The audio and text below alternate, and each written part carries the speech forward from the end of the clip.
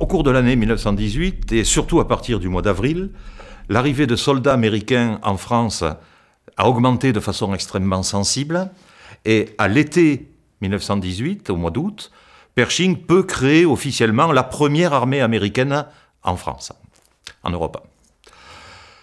Et étant commandant en chef au même titre que Haig pour les Britanniques ou que Pétain pour les Français, il prend en compte un secteur du front et a pour mission de mener un certain nombre d'opérations dans le secteur du front dont il a la responsabilité. La première de ces missions, qui est en quelque sorte le test opérationnel de l'armée américaine, c'est la réduction du saillant de Saint-Mihiel au mois de septembre, dans des conditions relativement favorables, mais qui se déroulent bien. Et aussitôt, l'ensemble des unités américaines, la quasi-totalité des forces opérationnelles américaines à l'époque, est réorientée, réinstallée entre Meuse et Argonne, sur un axe sud-nord, en direction générale de Sedan, pour faire court. Le déclenchement des opérations, le 26 septembre, pose rapidement problème. Quelques unités parviennent à progresser, mais dans un certain nombre de secteurs, les Américains sont bloqués, en particulier parce que les unités allemandes opposent une défense de pied ferme absolument farouche, qui s'appuie sur des nids de mitrailleuses, des positions de mitrailleuses aux tirs repérés.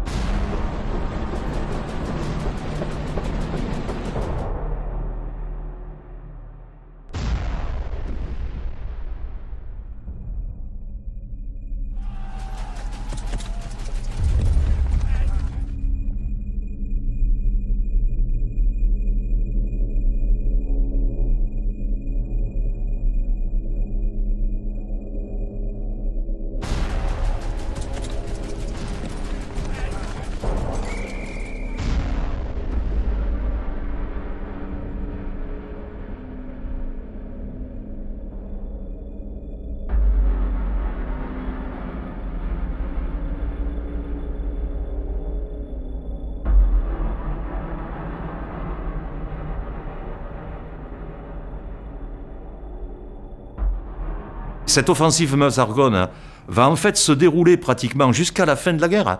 Et c'est à la veille du 11 novembre que les Américains atteignent les environs, les abords immédiats, les faubourgs de Sedan et de Montmédy. La progression est donc lente et les pertes sont extrêmement importantes. Et pour cette offensive Meuse-Argonne, on a 3 enseignements. Je l'évoquais à l'instant, la qualité, la solidité de la résistance des soldats allemands, qui est indéniable. Deuxième enseignement, l'extraordinaire courage individuel des combattants américains. C'est durant cette époque, cette période, que se déroulent les épisodes du Lost Battalion, du bataillon perdu, du sergent York. Voilà. Il y a la preuve quotidienne presque de la vaillance individuelle du jeune soldat américain.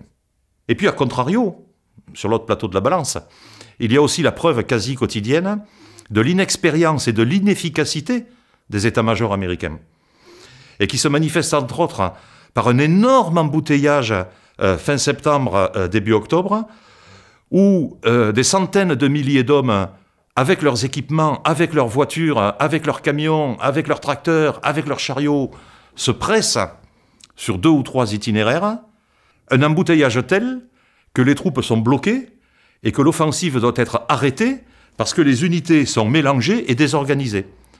On a en particulier, au plus haut niveau de l'État, le témoignage de Clémenceau, qui est dans la région parce qu'il veut venir féliciter, voir les troupes américaines, et puis qui est lui-même bloqué pendant plusieurs heures dans la région de Verdun. Et ce déficit de compétences des états-majors américains n'aura pas de conséquences parce qu'en face, les divisions allemandes sont à effectifs squelettiques. Elles sont mal ravitaillées, mal recomplétées, elles n'ont plus de renfort pratiquement. Et donc, elles se défendent, elles sont en défensive de façon solide, mais elles ne sont plus en mesure, elles n'ont plus les moyens de lancer de grandes contre-offensives. Et donc, les problèmes rencontrés par les Américains n'auront pas de conséquences sur la suite de la guerre. Dès la guerre terminée, une sorte de mythologie va naître et va se développer sur l'emploi de l'armée américaine en Europe. Elle insiste bien naturellement sur le sergent York ou sur le bataillon perdu. Les historiens savent bien que les difficultés logistiques et les difficultés de déplacement des centaines de milliers d'hommes qui la composaient auraient pu peser extrêmement lourd dans la balance.